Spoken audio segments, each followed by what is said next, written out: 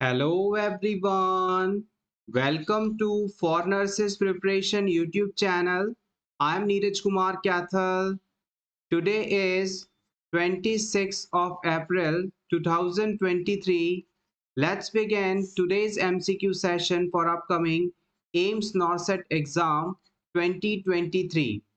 Our first question is Florence Nightingale was born in Florence Nightingale किस देश में birth हुई थी, बॉर्न हुई थी? France, India, England, Italy.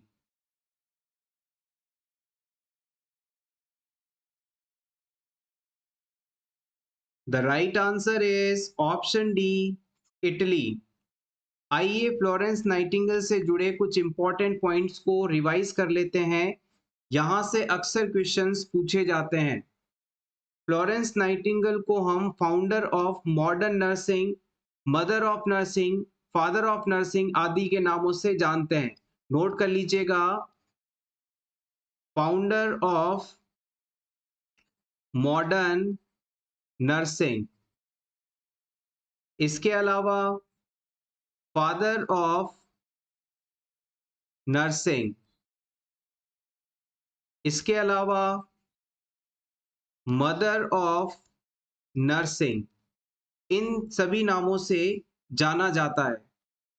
Next हम बात करते हैं फ्लोरेंस नाइटिंगेल के बर्थ के बारे में। फ्लोरेंस नाइटिंगेल का जन्म 12 मई 1820 को हुआ था। 12 मई 1820 को इनका बर्थ हुआ था और इनका बर्थ प्लेस है फ्लोरेंस सिटी, इटली में। इटली देश के फ्लोरेंस शहर में इनका बर्थ हुआ था और इनके जन्मदिन को हर साल इंटरनेशनल नर्सेस डे के रूप में सेलिब्रेट किया जाता है। फ्लोरेंस नाइटिंगेल ने नर्सिंग सेवा क्षेत्र में बहुत ही बेहतर योगदान दिया था। इस वजह से हर साल इनके बर्थ डेट को हम इंटरनेशनल नर्सेस डे के रूप में सेलिब्रेट करते हैं। International nurses day every year 12 मई, हर साल 12 मई को इनके जन्मदिन पर इंटरनेशनल नर्सेस डे के रूप में सेलिब्रेट किया जाता है। अब यहाँ से इंपॉर्टेंट क्वेश्चन बनता है कि इंटरनेशनल नर्सेस डे 2023 की थीम क्या है? ये क्वेश्चन इस नॉर्सेट एग्जाम में पूछा जा सकता है, नोट कर लीजिएगा।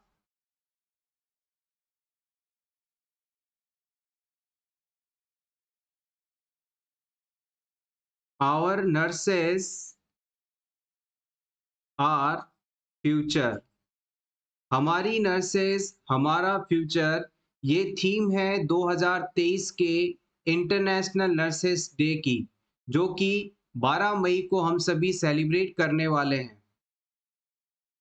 नेक्स्ट हम बात करते हैं फ्लोरेंस नाइटिंगेल के डेथ कब हुई थी, इसके बारे में। फ्लोरेंस नाइटिंगेल की डेथ हुई थी 13 अगस्त 1910 को। 13 अगस्त 1910 को इनकी डेथ हुई थी और डेथ की लोकेशन थी पार्कलैंड, लंदन, इंग्लैंड। इंग्लैंड देश के लंदन शहर में पार्कलैंड नाम की जगह पर 13 अगस्त 1910 को इनकी डेथ हुई थी और इनकी डेथ का जो कारण था वो कॉलेरा डिजीज था। अब हम बात करते हैं फ्लोरेंस नाइटिंगेल को लेडी विद द लैम्प के नाम से जाना जाता था। Lady with the lamp, lady with the lamp इसलिए इन्हें कहा जाता था क्योंकि क्रीमियन वॉर के दौरान 1853 से 1856 के बीच में क्रीमियन वॉर हुई थी। उस दौरान इन्होंने घायल सैनिकों की दिन रात सेवा की थी और जब नाइट के टाइम में वो वार्ड के राउंड पर जाती थी, पेशेंट्स को देखने के लिए जाती थी, तो हमेशा उनके साथ में एक लैंप होता था, एक लालटेन होती थी, जिसकी रोशनी में वो पेशेंट्स की केयर किया करती थी। उनकी लालटेन के साथ इस अपीयरेंस की वजह से उन्हें लेडी विद द लैंप कहा जाने लगा। यहाँ तक कि पेशेंट्स के ट्रीटमेंट के साथ साथ उनके फैमिली मेंबर्स को लेटर तक ये लिखा करती थी। इस ह्यूमैनिटी के कारण लेडी विद द लैम्प को, फ्लोरेंस नाइटिंगेल को पूरे दुनिया में बहुत पसंद किया जाता था। नेक्स्ट हम बात करते हैं, फ्लोरेंस नाइटिंगेल ने 1860 के अंदर पहला प्रोफेशनल नर्सिंग ट्रेनिंग स्कूल खोला था जिसका नाम था फ्लोरेंस नाइटिंगेल स्कूल। ये सेंट थॉमस हॉस्पिटल लंदन में बना था। कुछ समय बाद इस फ्लोरेंस नाइटिंगेल स्कूल का नाम चेंज कर दिया गया। फिर इसे Florence Nightingale school of nursing and midwifery के नाम से जाना जाने लगा और ये प्रेजेंट में अभी king George college of London के अंदर अटैच्ड है।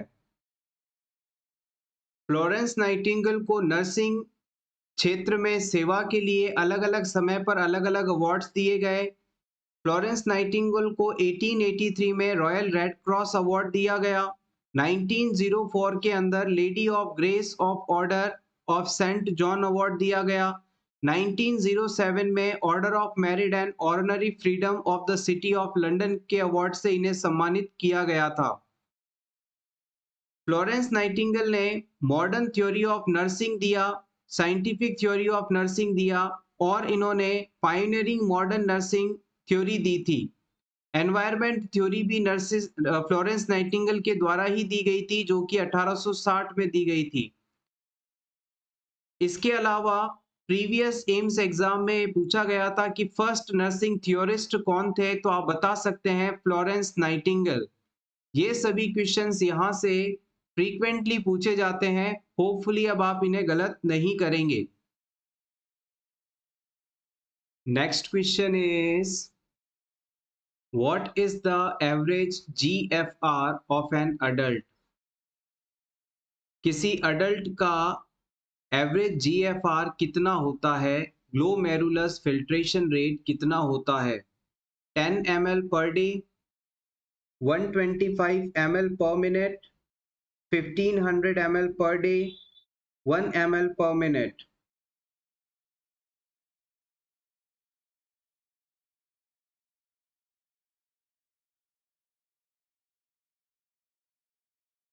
GFR का मतलब होता है ग्लोमेरुलर फिल्ट्रेशन रेट, यानी कि हमारी दोनों किडनीज के द्वारा निश्चित समय में या 1 मिनट में कितना अमाउंट ऑफ फिल्टर जनरेट किया गया। हमारी किडनीज तक जब ब्लड पहुंचता है तो हमारी किडनी इस ब्लड से वेस्ट प्रोडक्ट को, एक्स्ट्रा वाटर कंटेंट को निकाल कर अलग कर देती हैं, छान कर अलग कर देती हैं, फिल्टर आउट कर देती हैं। तो 1 मिनट में हमारी किडनी द्वारा कितने फ्लूइड को छाना गया, इसे हम GFR के नाम से जानते हैं। और इस क्वेश्चन का सही जवाब है ऑप्शन बी, 125 ml पर मिनट। हमारी दोनों किडनीज के द्वारा 1 मिनट में 125 ml फ्लूइड को छाना जाता है, फिल्ट्रेट को प्रोड्यूस किया जाता है।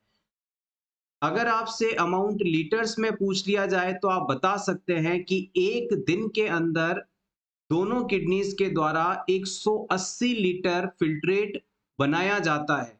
अगर 180 लीटर फिल्ट्रेट बन रहा है और इतना ही अमाउंट अगर हम बॉडी से रिलीज करें तो फिर हम डिहाइड्रेशन से डेथ हो जाएंगे। लेकिन जैसे ही किडनीज ने इस अमाउंट को फिल्टर आउट किया, ये अमाउंट आगे ट्यूब्यूल्स में PCT, loop of Henle, DCT से होता हुआ जब गुजरता है तो इसके चारों तरफ मौजूद ब्लड वेसल्स इसमें जो यूजफुल सब्सटेंस हैं, वाटर कंटेंट है, उन्हें वापस रीएब्जॉर्ब कर लेती हैं और इस रीएब्जॉर्प्शन के बाद हम पूरे दिन के अंदर 1500 ml यूरिन आउटपुट एक्सक्रीट करते हैं। यानी कि एक दिन में 1.5 लीटर यूरिन हम एक्सक्रीट आउट करते हैं। अगर आपसे GFR का अमाउंट पर डे ml में पूछ ले तो आप बता सकते हैं 1,80,000 ml पर डे, और पर आवर में ml में पूछ ले तो आप बता सकते हैं 7,500 ml per hour. Mostly exam के अंदर दो वैल्यूज ही ज्यादा पूछी जाती हैं, या तो लीटर्स पर डे में पूछ लेता है या फिर ml पर मिनट में पूछ लेता है। तो इसलिए आप इन दो वैल्यूज को जरूर याद रखें।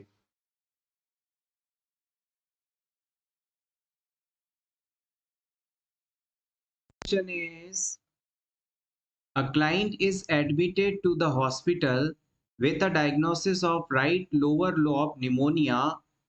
The nurse auscultates the right lower lobe, experiencing to note that which type of breath sound is found here. आप इस बात को अच्छी तरह से जानते हैं कि आपका जो राइट लंग है उसके अंदर टोटल 3 लोब्स पाए जाते हैं और इस क्लाइंट के इस राइट लोअर लोब के अंदर निमोनिया जैसी कंडीशन है, यानी इसे यहाँ पर कोई बैक्टीरियल इन्फेक्शन हुआ है जिसके कारण इस एरिया के अंदर सिक्रीशंस मौजूद हैं और यहाँ से गैसियस एक्सचेंज नहीं हो पा रहा है। क्लाइंट में इस राइट लोअर लोब निमोनिया के कारण इस एरिया के असेसमेंट के दौरान आपको किस प्रकार के ब्रीथ साउंड सुनने को मिलेंगे, ये आपको बताना है। यहाँ पर ब्रीथ साउंड्स नहीं होंगे, वेसिक्यूलर टाइप के होंगे, ब्रोंकियल टाइप के होंगे या फिर ब्रोंको वेसिक्यूलर टाइप के होंगे।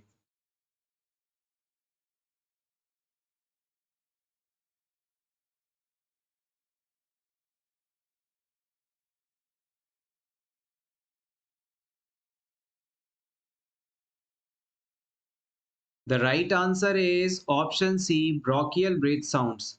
नॉर्मल कंडीशंस के अंदर हमारी जो ट्रेकिया है, हमारा जो विंड पाइप है, इस जगह पर हम जब अस्कल्टेशन करते हैं स्टेथोस्कोप की मदद से, तो इस एरिया के अंदर हमें ब्रोंकियल साउंड सुनाई देते हैं नॉर्मल पर्सन्स के अंदर।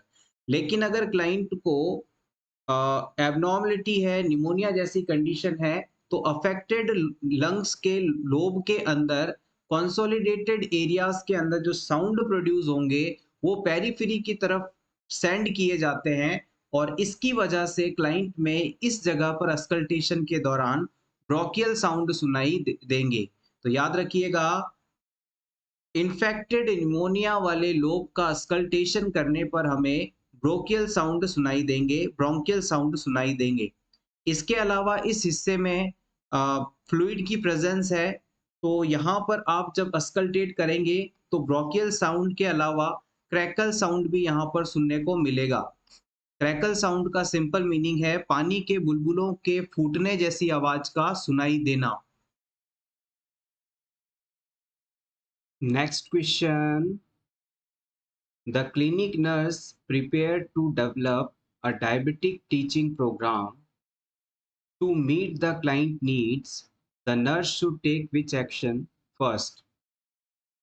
मान लीजिए आप किसी जगह पर क्लिनिक नर्स के रूप पर काम कर रहे हैं और आप डायबिटीज पेशेंट को टीच करने के लिए एक प्रोग्राम डेवलप करते हैं। अब इन डायबिटिक पेशेंट्स की नीड को पूरा करने के लिए आपके द्वारा सबसे पहला एक्शन कौन सा लिया जाएगा, ये आपको सेलेक्ट करना है। Discuss the focus of program with inter professional team. आप इस प्रोग्राम का क्या फोकस है उसे इंटर प्रोफेशनल टीम के साथ डिस्कस करेंगे। Option B, ensure that insurance will pay for participation in the program। जो भी व्यक्ति इस प्रोग्राम में पार्टिसिपेट करें उन्हें डायबिटीज से रिलेटेड सारी क्वेरीज सॉल्व हों और एश्योरेंस मिले। Option C, assess the client function abilities. हम पेशेंट की फंक्शनल एबिलिटीज का असेसमेंट करेंगे। Option D, include everyone who become into the clinic in teaching session. जो भी इसमें इंक्लूड होना चाहता है उन सभी को टीचिंग सेशन में इंक्लूड करें।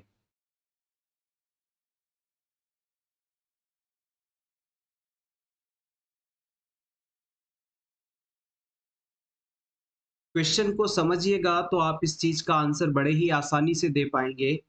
देखिएगा, यहाँ पर आपसे कहा गया था कि आप डायबिटिक पेशेंट्स को टीच करने का एक प्रोग्राम डेवलप कर रहे हैं और इन क्लाइंट की जो भी आवश्यकताएं हैं, क्लाइंट्स की जो भी नीड्स हैं, उन्हें पूरा करने के लिए आपको कौन सा एक्शन लेना पड़ेगा। तो सबसे पहली बात तो ये है कि हम क्लाइंट का असेसमेंट करेंगे कि उसके उसके अंदर ये डिजीज कितने हद तक फैल चुका है और उसकी फंक्शनल एबिलिटीज क्या हैं और क्या नहीं हैं। इस चीज का हमें असेसमेंट करना होगा, तभी तो हम उसकी रिक्वायरमेंट को फुलफिल करने के लिए प्लान कर पाएंगे। जब भी ऐसी कोई सिचुएशन आती है तो सबसे पहले आपको किसी भी चीज को पता करने के लिए डाटा चाहिए होता है, यानी असेसमेंट करना होता है। और असेसमेंट करने के बाद ही आप ये निर्धारित कर पाएंगे कि क्लाइंट की क्या आवश्यकताएं हैं और उन्हें पूरा करने के लिए क्या किया जा सकता है। So option C is correct here. Breast self examination, short में इसे मोस्टली BSE लिखा जाता है। Breast self examination secondary level का प्रिवेंशन माना जाता है। इसे जिन वुमेन्स के अंदर मेंस्ट्रुअल साइकिल चल रहा है उनमें मेंसेस शुरू होने के 6 से 10 डेज के बीच में परफॉर्म किया जाता है। जिन वुमेन में मेनोपॉज हो चुका है उन्हें पूरे महीने में किसी एक दिन को फिक्स करके उस दिन ब्रेस्ट सेल्फ एग्जामिनेशन करना चाहिए। ब्रेस्ट सेल्फ एग्जामिनेशन रेगुलरली करके हम ब्रेस्ट कैंसर को इसकी स्टार्टिंग स्टेज के अंदर ही आइडेंटिफाई कर सकते हैं। Next question is, a prenatal client has been diagnosed with vaginal infection from the organism Candida albicans. What should the nurse expect to note a assessment of the client?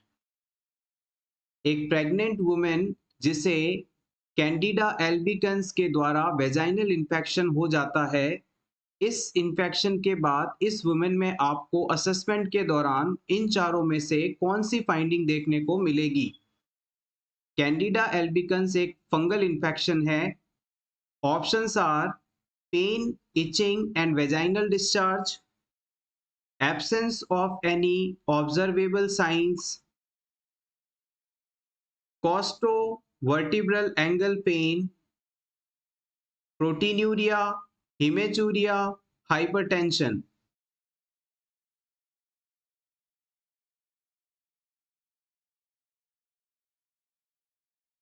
The right answer is option A. जब भी किसी female को Candida ऑल्बिकन्स नामक fungus का vaginal infection होता है तो उसे वेजाइनल एरिया के अंदर पेन देखने को मिलता है, इचिंग होती है और वाइट कर्डी डिस्चार्ज देखने को मिलता है। सफेद चिपचिपा डिस्चार्ज देखने को मिलता है। ये 3 इंपॉर्टेंट साइंस हैं जिसके बिहाफ पर आप कैंडिडा एल्बिकन्स के इन्फेक्शन को आइडेंटिफाई करेंगे। मोस्टली यहाँ पर वाइटिस डिस्चार्ज आप याद रखिएगा, ये इंपॉर्टेंट है। Next question is, the nurse is caring for a client receiving bolus feeding via nasogastric tube. The nurse should place the client in which position to administer the feeding. अगर किसी client को आप नेसोगैस्ट्रिक tube लगाकर bolus feeding करवा रहे हैं तो इस फीडिंग के दौरान क्लाइंट को कौन सी पोजीशन में रखना सबसे सेफ और सही माना जाएगा? Lateral recumbent, semi Fowler's, Trendelenburg, supine.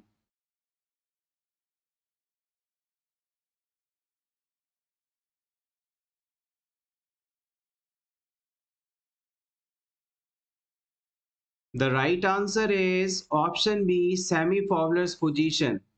Client को जब भी नेसोगैस्ट्रिक ट्यूब से फीडिंग करवाई जाती है तो सबसे पहले ट्यूब का प्लेसमेंट चेक किया जाता है, रेजिडुअल कंटेंट को चेक किया जाता है, उसके बाद क्लाइंट को हाई फॉवलर्स या सेमी फॉवलर्स पोजीशन में रखकर फीडिंग दी जाती है। बोलस फीडिंग का मतलब होता है एक साथ काफी बड़े अमाउंट ऑफ फूड को ट्यूब के थ्रू डायरेक्टली स्टमक में पहुंचाना। Next question is, which structure is known as voice box? इनमें से किस स्ट्रक्चर को वॉइस बॉक्स के नाम से जाना जाता है? इंटरकोस्टल मसल्स को, लैरिंग्स को, फेरिंग्स को, ईसोफेगस को?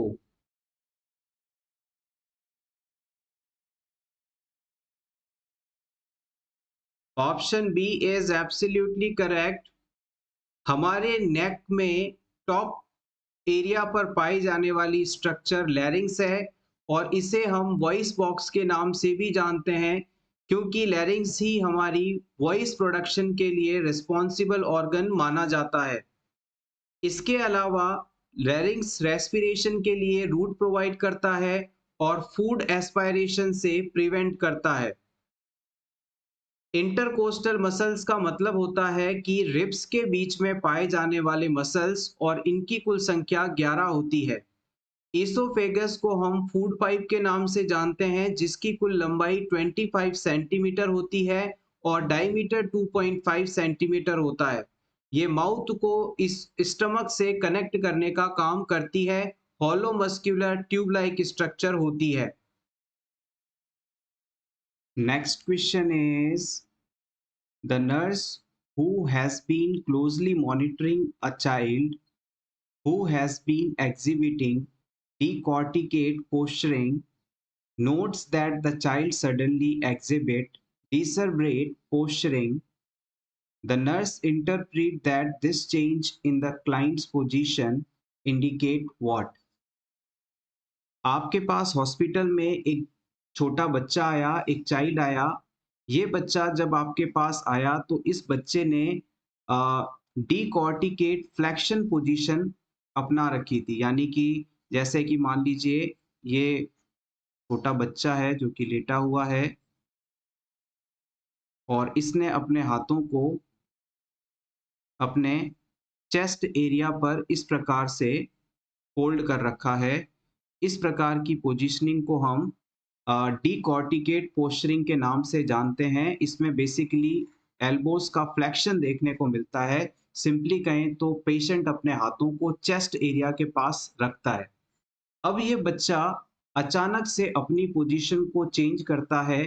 डीकॉर्टिकेट पोजीशन से ये अपने आप को डीसेरिब्रेट पोजीशन में ले आता है, यानी कि एक्सटेंशन पोजीशन में आ जाता है। इस पोजीशन में आते ही बच्चे का जो शरीर है वो कुछ इस प्रकार से इस प्रकार की पोजीशन में आपको देखने को मिलेगा।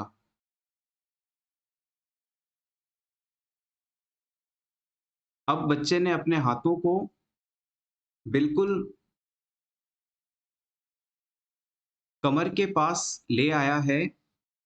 जैसे कि आप अटेंशन पोजीशन में होते हैं, सावधान मुद्रा के अंदर होते हैं, तब आप अपने हाथों को बिल्कुल स्ट्रेट रखते हैं और इस बच्चे की जो हथेलियां हैं, पाम ऑफ हैंड्स हैं, वो बाहर की तरफ फेस कर रही हैं। दिस इज कॉल्ड डीसेरेब्रेट पोजीशन या एक्सटेंशन पोस्चर, इसको अपन बोलते हैं। नॉर्सेट एग्जाम के लिए इन दोनों पोजीशंस को आप याद कर लीजिएगा। हो सकता है इमेज बेस्ड क्वेश्चन में इनका डायग्राम देकर आपसे पूछ लिया जाए। डी डीकॉर्टिकेट पोस्चर में तो बच्चे के दोनों हाथ चेस्ट एरिया के पास होते हैं, यानी फ्लेक्शन होता है, फोल्ड किए हुए होते हैं हाथ। जबकि डीसेरेब्रेट के अंदर ई देखिए यहाँ पर 3 बार 4 बार ई आ रहा है, यानी एक्सटेंडेड आर्म्स हैं, यानी कि वो अपने हाथों को बिल्कुल सीधा रखता है और हथेली को बाहर की तरफ रखता है। अब इस क्वेश्चन में आपसे यही बात पूछी जा रही है कि जब हॉस्पिटल में बच्चा आया था तो इस पोजीशन में था और थोड़ी देर बाद जब आप असेसमेंट कर रहे थे, अचानक उसने अपनी पोजीशन को इस प्रकार से चेंज कर लिया। जब बच्चे ने अपनी इस पोजीशन को चेंज किया तो इससे आपको क्या फाइंडिंग मिलती है? ऑप्शन ए कहता है इट इज इनसफिशिएंट फाइंडिंग। हम इस पोजीशन बेस के पोजीशन चेंज के हिसाब से कुछ भी डिक्लेयर नहीं कर सकते, कुछ भी नहीं कह सकते। Option B decreasing intracranial pressure, इस बच्चे का जो इंट्राक्रेनियल प्रेशर है वो कम हो गया है, इस वजह से उसने पोजीशन चेंज किया है। या फिर an improvement in the condition, बच्चे की कंडीशन पहले से बेहतर हो गई है इसलिए उसने अपनी पोजीशन को चेंज किया है। या फिर डिटेरियोरेटिंग न्यूरोलॉजिकल फंक्शन, इस बच्चे की जो न्यूरोलॉजिकल फंक्शंस हैं वो पहले से ज्यादा और खराब हो चुके हैं, डिटेरियोरेट हो चुके हैं। What is the correct option according to this position change? Choose wisely, it is important.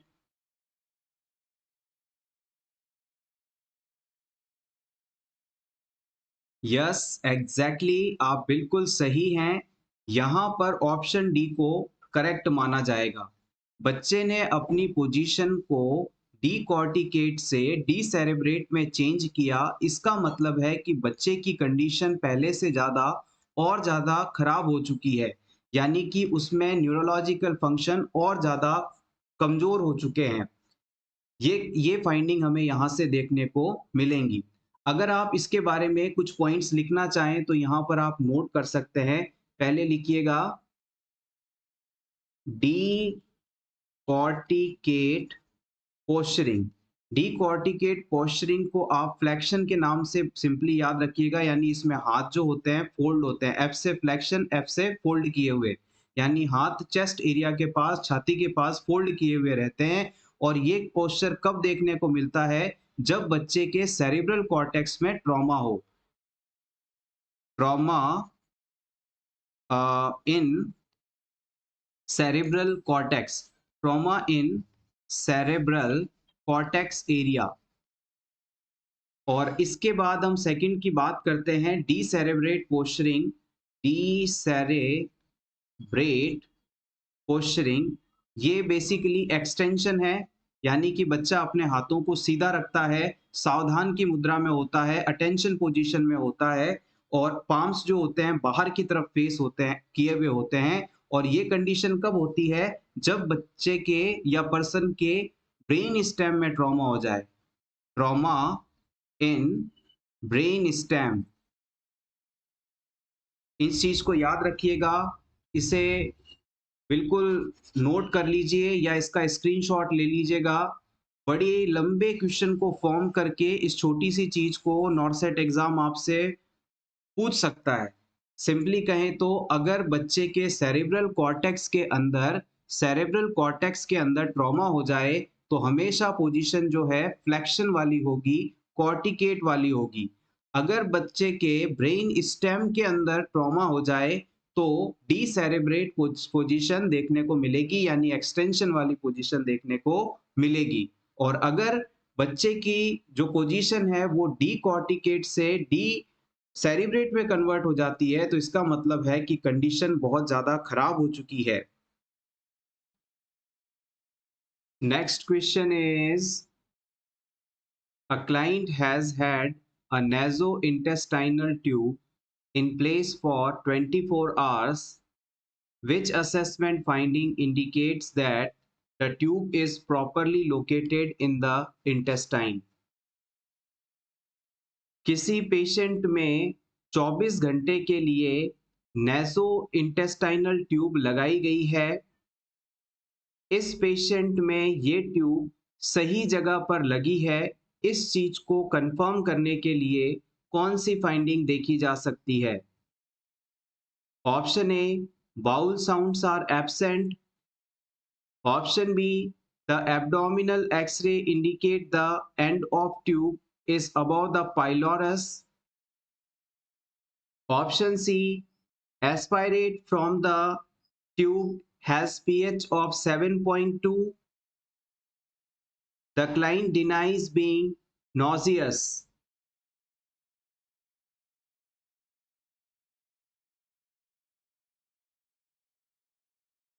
नेजो intestinal tube का मतलब है क्लाइंट के नॉस्ट्रिल से, यानी नोज वाली ओपनिंग से ट्यूब को इंसर्ट करते हुए ईसोफेगस के थ्रू, स्टमक के थ्रू इंटेस्टाइन तक पहुंचाना। और जब हम इस प्रकार की ट्यूब लगाते हैं और इसके प्लेसमेंट को चेक करना होता है तो पीएच के द्वारा हम इस चीज का असेसमेंट कर सकते हैं। अगर आपने इस ट्यूब को इंसर्ट करके एस्पायरेट किया और जो कंटेंट आपको बाहर मिला उस कंटेंट की पीएच यदि 7.2 है तो इसका मतलब है कि आपकी ट्यूब बिल्कुल सही जगह इंटेस्टाइन में प्लेस हुई है। यहां पर आप कंफ्यूज मत होइएगा।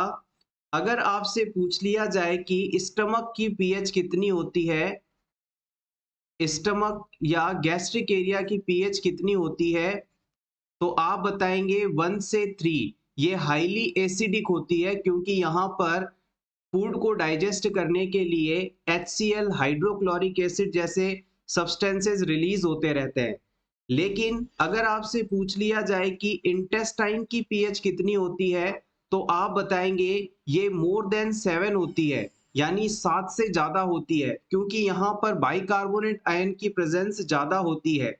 तो पीएच अगर स्टमक की पूछी जाए तो 1 से 3 के बीच में, यानी हाईली एसिडिक, और इंटेस्टाइन की पूछी जाए तो मोर देन 7 यानी highly sorry alkaline, slightly alkaline. तो यहाँ पर 7.2 वाला ऑप्शन बिल्कुल सही माना जाएगा। बाउल साउंड का एब्सेंट होना पैरालाइटिक इलियस कंडीशन को बताता है, यानी इंटेस्टाइन का पैरालाइसिस हुआ है। एब्डोमिनल एक्सरे करवाने पर यदि ट्यूब पाइलोरस से आगे इंटेस्टाइन वाले पार्ट में ड्यूडेनम में रहती तो हम इसे मान सकते थे, लेकिन ये चीज भी सही नहीं है। क्लाइंट को नोजिया नहीं फील हो रहा है, ये ट्यूब प्लेसमेंट के लिए सफिशिएंट डाटा नहीं है। Next question is the 4 cardinal और vital signs of inflammation are. इनमें से इन्फ्लेमेशन के होने पर कौन से साइंस देखने को मिलते हैं? Pain, coldness, redness, pus formation. Pain, paleness, cold, swelling. Pain, heat, redness, swelling. Heat, redness, swelling, discomfort.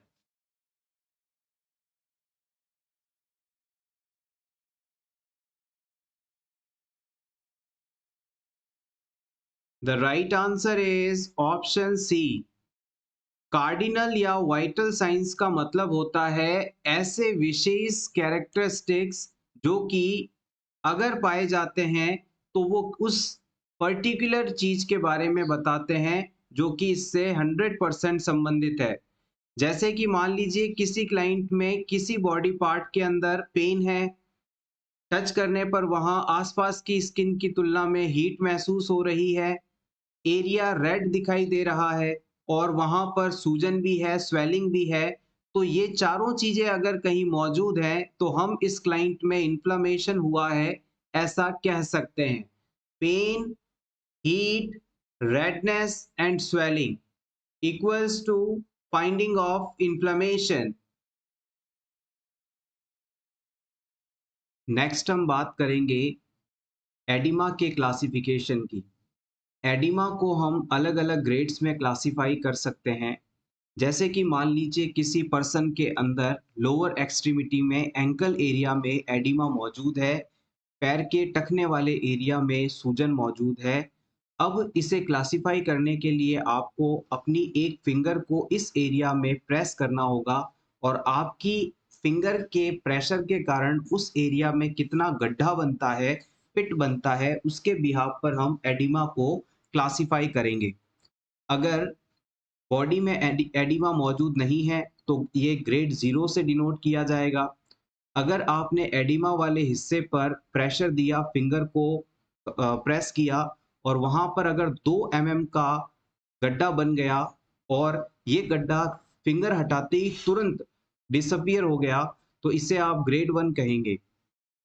अगर एडिमा वाली साइड पर आपने फिंगर को प्रेस किया और वहां पर 4 mm का पिट बन गया और इसे डिसअपियर होने में 10 से 15 सेकंड लगे, तो इसे आप ग्रेड 2 एडिमा का नाम देंगे। अगर एडिमा वाले एरिया पर प्रेस करने से वहां पर 6 mm का ट्रेस बनता है, गड्ढा बनता है, और इसे डिसअपियर होने में, वापस से नॉर्मल होने में 1 मिनट का समय लग जाए, तो ये ग्रेड 3 है। और ग्रेड 4 के अंदर 8 mm का पिट होगा और इससे रिकवर होने में, रिजॉल्व होने में 2 to 5 मिनट्स का समय लगेगा। आप चाहें तो अपने रिवीजन के लिए इस स्लाइड का स्क्रीनशॉट ले सकते हैं। प्रीवियस एग्जाम में यहाँ से ग्रेडिंग ऑफ एडिमा के बारे में क्वेश्चन पूछा गया है। Next question is a client has developed atrial fibrillation result in a ventricular rate of 150 beats per minute The nurse should assess the client for which effect of this cardiac occurrence except किसी patient को atrial fibrillation condition होने पर उसके ventricles की contraction rate 150 beats per minute हो जाती है। इस सिचुएशन में इस पेशेंट में इन चारों में से कौन सी फाइंडिंग देखने को नहीं मिलेगी, ये आपको बताना है। Option A bradycardia, option B rapid and irregular heartbeat, option C thumping in the chest, option D dyspnoea.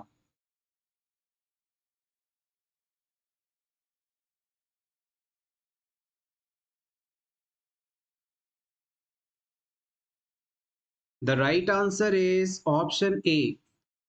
Bradycardia का मतलब होता है हार्ट रेट का 60 बीट्स पर मिनट से कम हो जाना, जो कि यहाँ देखने को नहीं मिलेगी। एक्सेप्ट का ये क्वेश्चन था। क्वेश्चन में ऑलरेडी दिया हुआ है कि हार्ट रेट जो है 150 बीट्स पर मिनट हो गई है, यानी कि टैकीकार्डिया जैसी कंडीशन हो गई है। तो यहाँ पर हार्ट रेट कम कैसे हो सकती है? सिंपल क्वेश्चन है। और यहाँ पर जो थंपिंग इन द चेस्ट दिया गया था, इसका सिंपल मीनिंग है पाल्पिटेशन, यानी कि क्लाइंट की हार्ट रेट इतनी ज़्यादा रैपिड और पावरफुल हो जाती है कि क्लाइंट को उसकी खुद की हार्ट बीट्स खुद ही महसूस होने लगती है, सुनाई देने लगती है। हार्ट रेट का बहुत तेजी से और बहुत लाउडली होना थंपिंग इन द चेस्ट या पाल्पिटेशन के नाम से जाना जाता है।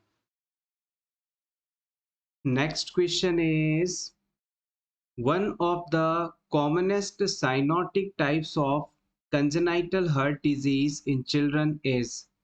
बच्चों में इन चारों में से सबसे ज्यादा पाया जाने वाला साइनोटिक कंजेनाइटल हार्ट डिजीज कौन सा है?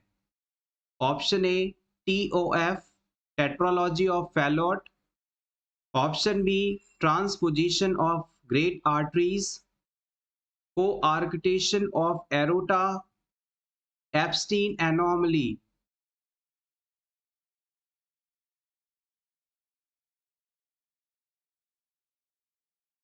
The right answer is option A, tetralogy of Fallot।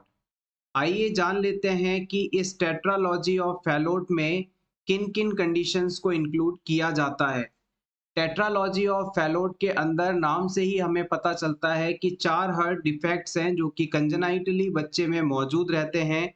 सबसे पहला है पल्मोनरी वाल्व स्टेनोसिस, फिर आता है ओवरराइडिंग ऑफ एरोटा, थर्ड है वेंट्रिकुलर सेप्टल डिफेक्ट, और फोर्थ वन है right ventricular hypertrophy.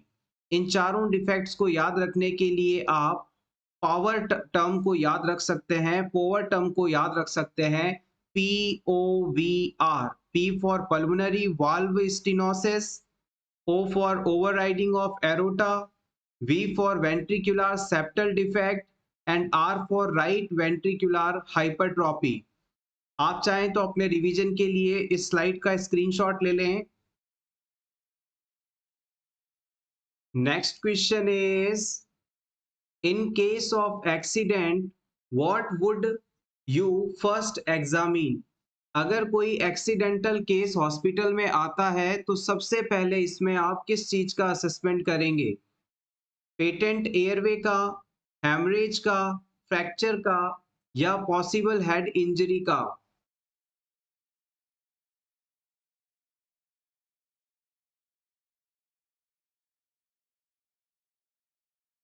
The right answer is option A, patent airway.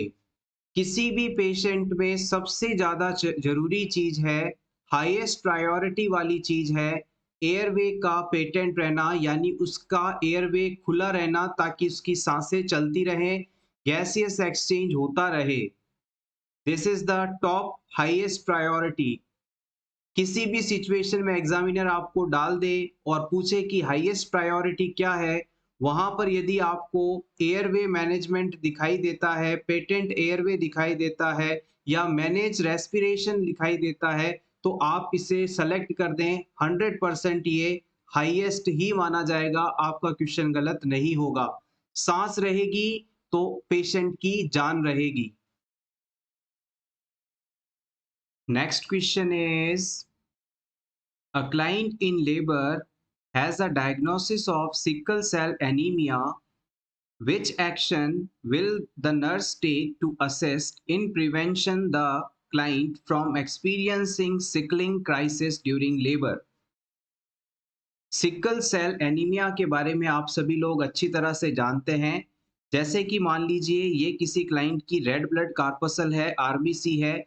जब तक ये rounded disc shape, dumbbell shape है तब तक ठीक है। लेकिन किसी वजह से जेनेटिक रीजन के कारण ये आरबीसी गोल ना होकर इस प्रकार से सिकल शेप हो जाती है, हंसिए के आकार की हो जाती है। तो ये अब हमारे ब्लड के अंदर प्रॉपरली ट्रेवल नहीं कर पाएगी, और जब ब्लड के अंदर इस तरह की आरबीसी होंगी तो ये आपस में एक दूसरे के साथ उलझकर इस प्रकार से कहीं पर क्लॉट फॉर्मेशन कर लेंगी, और जिस जगह पर इनके द्वारा ये स्ट्रक्चर क्लम्प बनेगा वहां से आगे ब्लड सप्लाई नहीं हो पाएगी, और संबंधित ऑर्गन में ब्लड सप्लाई ना होने के कारण क्लाइंट के उस एरिया के टिश्यूज की डेथ होने लगेगी, और वहां पर क्लाइंट को सीवियर पेन होगा। तो जब भी क्लाइंट के अंदर, चाहे वो लेबर में हो या किसी और कंडीशन के अंदर हो, सिकल सेल क्राइसिस हो जाती है, तो इसके प्रिवेंशन के लिए आप इनमें से कौन सा तरीका यूज करेंगे? सिकल सेल क्राइसिस होने पर कौन सा मेथड क्लाइंट को आराम पहुंचा सकता है? ऑप्शन ए, हम क्लाइंट को बियर डाउन नहीं करने के लिए कहेंगे, ऑक्सीजन एडमिनिस्टर करेंगे, या फिर उसको रीएश्योरेंस देंगे, या फिर स्ट्रिक्ट असेप्सिस टेक्निक मेंटेन करेंगे।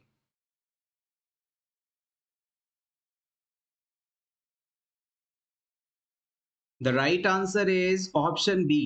हमने आपको बताया कि ब्लड वेसल में क्लॉट फॉर्मेशन के कारण आगे ब्लड सप्लाई नहीं हो रही है, तो ना तो न्यूट्रिशन पहुंच रहा है और ना ही आगे ऑक्सीजन पहुंच पा रही है। और इस सिचुएशन में अगर हम क्लाइंट को ऑक्सीजन देते हैं तो हो सकता है कि ऑक्सीजन का बॉडी में ज़्यादा होने के कारण कुछ हद तक वहाँ पर ऑक्सीजन पहुँच सके। तो यहाँ पर जैसे ही आप क्लाइंट को ऑक्सीजन देंगे तो कुछ हद तक सिम्पटम्स रिलीफ होने के संभावना रहती है। उसके बाद हम क्लाइंट को आईवी फ्लूइड ज़्यादा मात्रा में देते हैं ताकि ये जो ऑब्स्ट्रक्शन है वो फ्लूइड के प्रेशर के कारण यहाँ से रिलीव हो जाए और क्लाइंट में सिचुएशन कंट्रोल में हो सकती है। तीसरी चीज, यहाँ पर हम क्लाइंट को पेन मेडिकेशन दे सकते हैं ताकि उसे पेन से रिलीफ मिले। इन तीन चीजों का इस्तेमाल हम सिकल सेल क्राइसिस होने के समय पेशेंट को मैनेज करने के लिए करते हैं।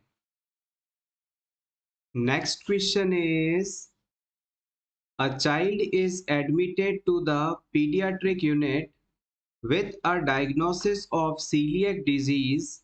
Based on this diagnosis, the nurse expects that the client's stool will have which characteristic?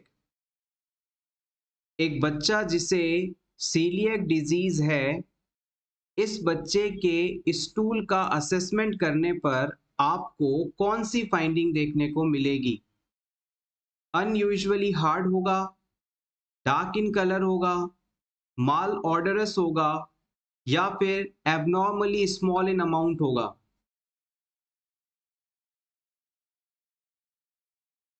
Celiac disease का मतलब होता है हमारी बॉडी व्हीट, बार्ले, रे और ओट्स में पाए जाने वाले ग्लूटीन प्रोटीन को डाइजेस्ट नहीं कर पाती, और पर्सन इस प्रकार से प्रोटीन वाले सब्सटेंसेस को नहीं खा पाता। एक बार फिर से नोट करिएगा, व्हीट, बार्ले, रे, ओट्स, इन सभी के अंदर ग्लूटीन नाम का प्रोटीन पाया जाता है, और सीलियक डिजीज से सफरिंग पर्सन ग्लूटीन के लिए इनटॉलरेटेड होते हैं, यानी वो इस प्रोटीन को पचा नहीं पाते, और इस प्रकार की प्रॉब्लम होने के कारण पर्सन गेहूं से बने सब्सटेंसेस को नहीं खा पाता, क्योंकि गेहूं उसकी बॉडी में डाइजेस्ट नहीं होता। कितनी बड़ी प्रॉब्लम है। इंडिया के अंदर मोस्टली नॉर्थ साइड के अंदर, नॉर्थ वेस्ट के साइड में मोस्टली व्हीट से बने प्रोडक्ट यूज किए जाते हैं, गेहूं से बने पदार्थ खाए जाते हैं, सिंपली कहें तो रोटी खाई जाती है। और अगर किसी की बॉडी में गेहूं ही नहीं पच पा रहा है तो वो कैसे सरवाइव करेगा? ये बहुत ही मुश्किल डिजीज कंडीशन होता है। और ऐसे जो पेशेंट्स होते हैं जिनमें सीलिएक डिजीज है, इनका जो स्टूल होता है वो बहुत ज्यादा माल ऑडोरस होता है, यानी कि बहुत ही अनप्लीजेंट स्मेल होती है इनके स्टूल की, यानी बहुत ही बदबूदार स्टूल पास करते हैं ये। इनके जो स्टूल होगा वो देखने में पेल होता है, लार्ज अमाउंट में होता है, बहुत ज्यादा सॉफ्ट होता है, लूज होता है, और इनमें एक्सेसिव फ्लैटस देखने को मिलता है। ये सभी पॉइंट्स यहां से इंपॉर्टेंट रहेंगे।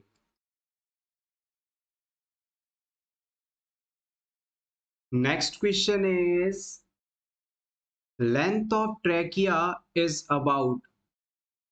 हमारी जो ट्रेकिया है उसकी कुल लंबाई कितनी होती है?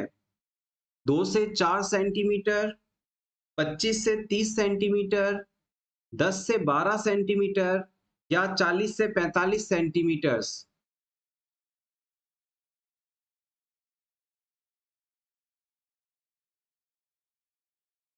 The right answer is option C, 10 to 12 centimeters.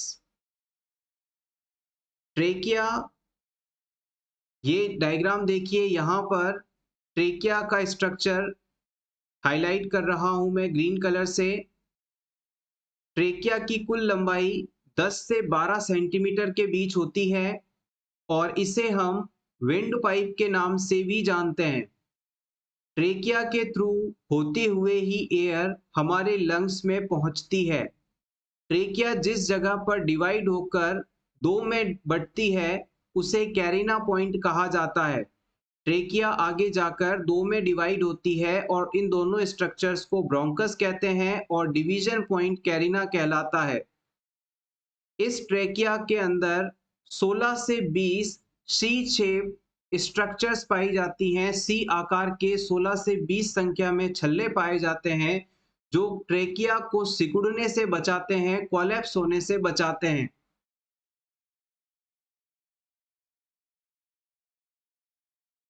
Next question is most common site of intestinal TB is. Intestine में टीबी होने पर इंटेस्टाइन का कौन सा भाग सबसे ज्यादा प्रभावित होता है?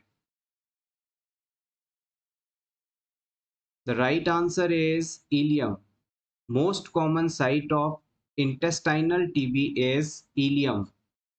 हमारी जो स्मॉल इंटेस्टाइन है उसका जो सबसे आखिरी वाला हिस्सा है उसे हम इलियम कहते हैं। इलियम आगे जाकर लार्ज इंटेस्टाइन की शुरुआत करता है, लार्ज इंटेस्टाइन से जुड़ता है। Next question is a client receiving total parenteral nutrition via a central venous catheter is scheduled to receive an intravenous antibiotic. Which intervention should the nurse implement before administering the antibiotics? किसी patient में central line लगी है, यानी कि central Venus catheter लगा हुआ है। इस पेशेंट को इस सेंट्रल लाइन के द्वारा आप टोटल पेरेंटल न्यूट्रिशन दे रहे हैं, यानी पेशेंट मुंह से कुछ भी खा पी नहीं सकता। इसे हम आईवी रूट से कंप्लीट न्यूट्रिशन प्रोवाइड कर रहे हैं। अब डॉक्टर द्वारा ये ऑर्डर दिया जाता है कि इस पेशेंट को आईवी एंटीबायोटिक भी लगाना है। तो इस सिचुएशन में एज अ नर्स आपको इन चारों ऑप्शंस में से कौन सा एक्शन लेना होगा? Option A, turn off the TPN for 30 minutes. हम एंटीबायोटिक एडमिनिस्टर करने के लिए टीपीएन थेरेपी को रोक देंगे और आईवी रूट से एंटीबायोटिक शुरू करेंगे। Option B, ensure a separate IV access route. हम एंटीबायोटिक मेडिसिन के एडमिनिस्ट्रेशन के लिए सेपरेट रूट लगा देंगे। Option C, check for compatibility with TPN. हम क्लाइंट में ये एंटीबायोटिक टीपीएन थेरेपी के कंपैटिबल है या नहीं इस चीज का असेसमेंट करेंगे। या फिर flush the central Venus catheter with normal saline. हम सेंट्रल लाइन को पहले फ्लश करेंगे और फिर एंटीबायोटिक्स को एडमिनिस्टर करेंगे। सेंट्रल वीनस कैथेटर या सेंट्रल लाइन हमारी बॉडी की लार्ज वेन्स के अंदर कैथेटर को इंसर्ट किया जाता है ताकि बड़ी मात्रा में मेडिसिन को डिलीवर किया जा सके रैपिडली सॉल्यूशंस बॉडी में पहुंचाए जा सकें, या ऐसे पेशेंट जिनका ट्रीटमेंट बहुत लंबे समय तक चलना है, उनमें रेगुलर ब्लड सैंपल्स की आवश्यकता होती है, या फिर अधिक मात्रा में मेडिसिन्स डिलीवर करना होता है, तो उस पर्पस के लिए ये सेंट्रल वीनस कैथेटर लगाया जाता है। अगर इस पेशेंट के अंदर सेंट्रल वीनस कैथेटर से टोटल पैरेंटल न्यूट्रिशन थेरेपी चल रही है, तो हम इस पेशेंट को टीपीएन थेरेपी में कभी भी ऑब्स्ट्रक्शन नहीं क्रिएट करेंगे, यानी कि हम इस टोटल पैरेंटल न्यूट्रिशन थेरेपी को बीच में रोक नहीं सकते, तो आपका ऑप्शन ए गलत हो जाएगा। आईवी लाइन को फ्लश करने से कोई फायदा नहीं है, क्योंकि टीपीएन तो लगातार चलता ही रहेगा। टीपीएन सॉल्यूशन जो है वो एंटीबायोटिक्स के कंपैटिबल नहीं होता, तो आपके पास ऑप्शन बी ही बचता है, जो कि सही आंसर है। सिंपली तरीके से इस चीज को समझिएगा, अगर कोई पर्सन ओरल रूट से कुछ खा पी नहीं सकता, तो उसके बॉडी की न्यूट्रिशनल रिक्वायरमेंट को पूरा करने के लिए हम लिक्विड फॉर्म में न्यूट्रिशन को प्रोवाइड करते हैं, और ये न्यूट्रिशन लगातार क्लाइंट को दिया जाता है। आपने हॉस्पिटल्स में व्हाइट कलर के बड़े बैग्स को देखा होगा, यही टोटल पैरेंटल न्यूट्रिशन थेरेपी का सॉल्यूशन होता है, जिसमें प्रोटीन, फैट, कार्बोहाइड्रेट सभी चीजें पर्याप्त मात्रा में मौजूद रहती हैं। इस सॉल्यूशन को हम लगातार क्लाइंट के अंदर चलाते हैं, और अगर आपको इस सॉल्यूशन के साथ एंटीबायोटिक एडमिनिस्टर करने का ऑर्डर मिलता है, तो कभी भी आप याद रखिएगा, टीपीएन थेरेपी के सॉल्यूशन के साथ एंटीबायोटिक्स मिक्स करके आप नहीं दे सकते। अगर आपको एंटीबायोटिक उसी समय एडमिनिस्टर करना है, तो इसके लिए आप अलग से कैन्यूला लगाएं, आईवी लाइन लगाएं, और फिर उस रूट से एंटीबायोटिक को एडमिनिस्टर करें। अगर आपने टीपीएन थेरेपी के साथ ही सेंट्रल वीनस कैथेटर के थ्रू एंटीबायोटिक को एडमिनिस्टर करने की सोची, तो ये मेडिसिन टीपीएन थेरेपी के कंपोनेंट्स को क्रिस्टल में कन्वर्ट कर देगी, और ये क्लाइंट में जाकर ऑब्स्ट्रक्शन क्रिएट कर सकते हैं, फर्दर प्रॉब्लम क्रिएट कर सकते हैं। या तो ये हो सकता है, नहीं तो सेकंड चीज ये हो सकती है कि जो टीपीएन का जो सॉल्यूशन है वो एंटीबायोटिक्स के कांटेक्ट में आने के कारण डिस्टर्ब हो सकता है, यानी खराब हो सकता है, और फिर इससे क्लाइंट को प्रॉपर न्यूट्रिशन नहीं मिल पाएगा। तो जब भी आपको टीपीएन वाले पेशेंट में एंटीबायोटिक्स इस्तेमाल करनी हो, एडमिनिस्टर करनी हो आईवी रूट से, तो हमेशा आपको अलग सेपरेट आईवी लाइन लगानी है, नया कैन्यूला लगाना है, और फिर उससे आप एंटीबायोटिक्स का एडमिनिस्ट्रेशन कर सकते हैं। Next question is, urea breath test in exhaled is used to detect the presence of। Urea breath test के द्वारा हम किस बैक्टीरिया की प्रेजेंस को आइडेंटिफाई कर सकते हैं? स्ट्रेप्टोकोकस, स्टेफाइलोकोकस, हेलिकोबैक्टर पाइलोरी, या इस्चीरिया कॉली?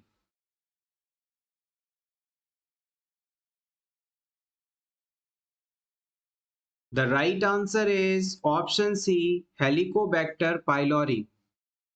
आपके माइंड में ये चीज जरूर आ रही होगी कि ब्रेथ टेस्ट को परफॉर्म करवा कर कैसे हम बैक्टीरिया को आइडेंटिफाई कर पाते हैं। आपने ट्रैफिक पुलिस को ब्रीथ टेस्ट करते हुए देखा होगा। जो लोग ड्रिंक एंड ड्राइव करते हैं, अल्कोहल इंटेक करने के बाद गाड़ी चलाते हैं, उन्होंने अल्कोहल लिया है या नहीं, इस चीज को पता करने के लिए ट्रैफिक पुलिस एक डिवाइस के अंदर क्लाइंट को फूंक मारने के लिए कहते हैं, ब्रीथ एक्सेल करने के लिए कहते हैं, और जैसे ही क्लाइंट उसमें ब्रीथ को एक्सेल करता है, फूंक मारता है, तो उसकी ब्रीथ में मौजूद अल्कोहल अमाउंट को डिटेक्ट करके ये मशीन ये बता देती है कि क्लाइंट ने अल्कोहल लिया है या नहीं। इसी कॉन्सेप्ट को अब हम बैक्टीरिया को आइडेंटिफाई करने के लिए अप्लाई करते हैं। एक डिवाइस होता है जिसके अंदर पर्सन को हम ब्रीथ एक्सेल करने के लिए कहते हैं, फूंक मारने के लिए कहते हैं, और अगर इस क्लाइंट की ब्रीथ के अंदर अमोनिया और कार्बन डाइऑक्साइड का लेवल नॉर्मल से ज्यादा हो, तो हम तुरंत ये आइडेंटिफाई कर लेते हैं कि क्लाइंट में एच पाइलोरी बैक्टीरिया मौजूद है। क्योंकि हमारे बॉडी के अंदर जो यूरिया होता है, मेटाबॉलिक वेस्ट के बाद, प्रोटीन के डाइजेशन के बाद जो यूरिया सब्सटेंस बनता है, ये एच पाइलोरी बैक्टीरिया इस यूरिया को अमोनिया और कार्बन डाइऑक्साइड में कन्वर्ट कर देता है, और इस मशीन के द्वारा अमोनिया और कार्बन डाइऑक्साइड की मात्रा अगर एक नॉर्मल अमाउंट से ज्यादा हो, तो ये डिटेक्ट कर कर बता देती है कि पर्सन को एच पाइलोरी नामक बैक्टीरिया का इन्फेक्शन है। हेलिकोबैक्टर पाइलोरी बैक्टीरिया हमारी बॉडी में यदि आ जाए तो इससे हमें गैस्ट्राइटिस हो सकता है, गैस्ट्रिक अल्सर हो सकता है और पेप्टिक अल्सर जैसी कंडीशंस हो सकते हैं। यहाँ तक देखा जाता है कि 80% पेप्टिक अल्सर के लिए रिस्पॉन्सिबल जो माइक्रो ऑर्गेनिज्म है वो एच पाइलोरी ही माना जाता है। H pylori bacteria spiral shape का बैक्टीरिया होता है और इसके ट्रीटमेंट के लिए फिर हम एंटीबायोटिक मेडिसिन का इस्तेमाल करते हैं। पेप्टिक अल्सर एक बहुत ही डेंजरस कंडीशन है। अगर इस बैक्टीरियल इन्फेक्शन के बाद पेप्टिक अल्सर हुआ है और आपने इसका प्रॉपर ट्रीटमेंट नहीं लिया तो क्लाइंट में गैस्ट्रिक कैंसर जैसी स्टेट भी डेवलप हो सकती है। Next question is which is the most common cation in ECF? Extra cellular fluid में सबसे ज्यादा पाया जाने वाला कैशन कौन सा है? धनात्मक आयन, पॉजिटिवली चार्ज्ड आयन कौन सा है? Sodium, magnesium, calcium, potassium.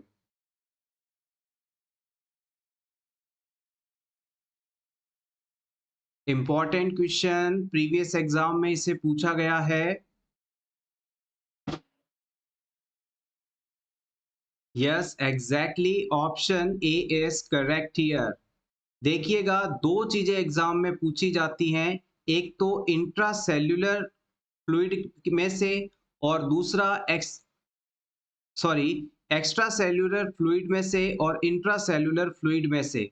Extra cellular fluid का मतलब है सेल से बाहर मौजूद लिक्विड, और सेल से बाहर मौजूद लिक्विड में सबसे ज्यादा पाया जाने वाला कैशन होता है सोडियम, और सेल से बाहर पाए जाने वाले फ्लूइड में सबसे ज्यादा पाया जाने वाला एनाइन है chloride, NaCl।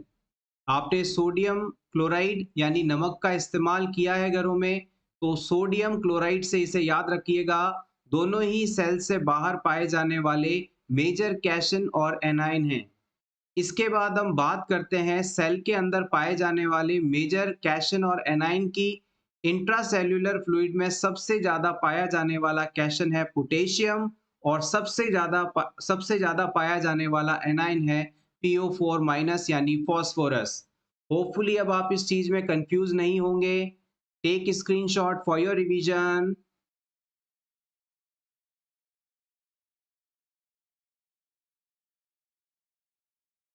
Next question is, a client is admitted to hospital with a suspected diagnosis of Graves' disease. On assessment, which manifestation related to client's menstrual cycle should the nurse expect the client to report? एक patient जिसे Graves disease है, ये hospital में admit होता है और इस patient में मेंस्ट्रुअल साइकिल से रिलेटेड कौन सी फाइंडिंग आपको देखने को मिलेगी, ऐसा आप अनुमान लगाते हैं? Amenorrhoea, metrorrhagia, menorrhagia, dysmenorrhoea. Graves disease का मतलब है हाइपरथायरॉयडिज्म, यानी क्लाइंट की थायराइड ग्लैंड बहुत ज़्यादा एक्टिव है, इसके द्वारा प्रोड्यूस होने वाले सिक्रीशंस बहुत ज़्यादा मात्रा में सिक्रीट हो रहे हैं। The right answer is option A, amenorrhoea. अगर क्लाइंट में ग्रेव डिजीज है यानी हाइपरथायरॉयडिज्म ग्लैंड बहुत ज़्यादा एक्टिव है, तो इस सिचुएशन में क्लाइंट के अंदर एमेनोरिया कंडीशन देखने को मिल सकती है, एब्सेंस ऑफ मेंस्ट्रुअल फ्लो देखने को मिल सकता है। Next question is, patient feeling pen when palpation on right upper quadrant region, this sign is known as। अगर किसी पेशेंट के right upper quadrant of abdomen को पाल्पेट किया जाता है, दबाकर चेक किया जाता है, तो उसे अगर पेन होता है तो ये कौन सा साइन कहलाता है? Murphy, मैकबर्नेज, Turner, कुलिन। राइट अपर आप क्वाड्रेंट में पाल्पेशन के बाद पेन होना मर्फी साइन के नाम से जाना जाता है। Option A correct here. Murphy sign cholecystitis condition के होने को बताता है, यानी गॉल ब्लैडर से संबंधित डिजीज को बताता है। हमारा जो गॉल ब्लैडर है वो लीवर के जस्ट नीचे सिचुएटेड होता है और इसका काम है बाइल को स्टोर करना। बाइल फैट के डाइजेशन के लिए जरूरी है। लीवर द्वारा बाइल का निर्माण किया जाता है और गॉल ब्लैडर द्वारा इसे स्टोर किया जाता है।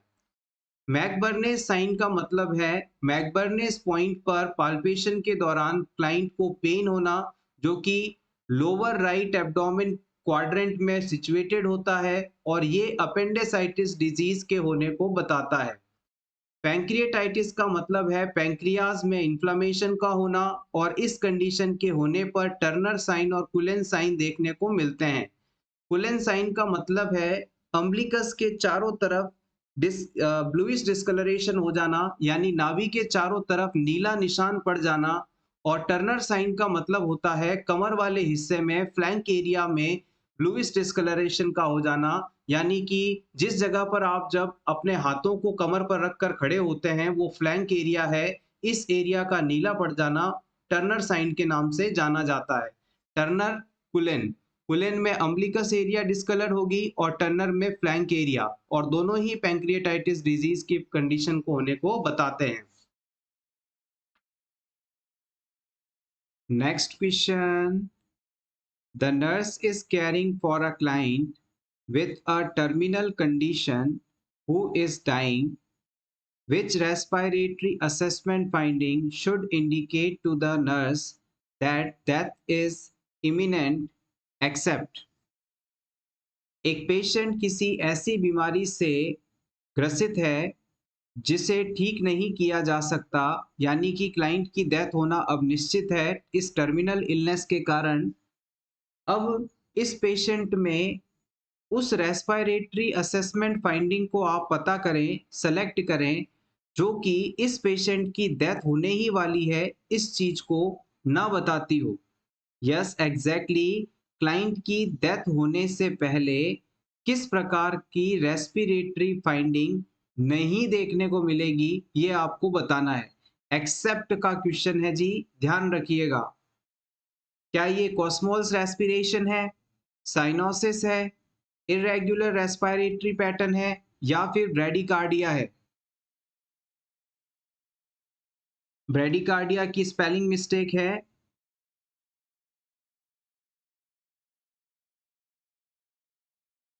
The right answer is option A Kussmaul's respiration.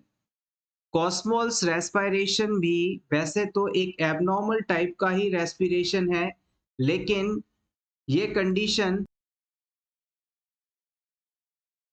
Next question is incubation period is the period between. इनमें से इंक्यूबेशन पीरियड की डेफिनेशन कौन सी है? Calling ambulance and reaching hospital, giving vaccine and developing immunity, taking medicine and getting its response, entry of organism and development of symptoms.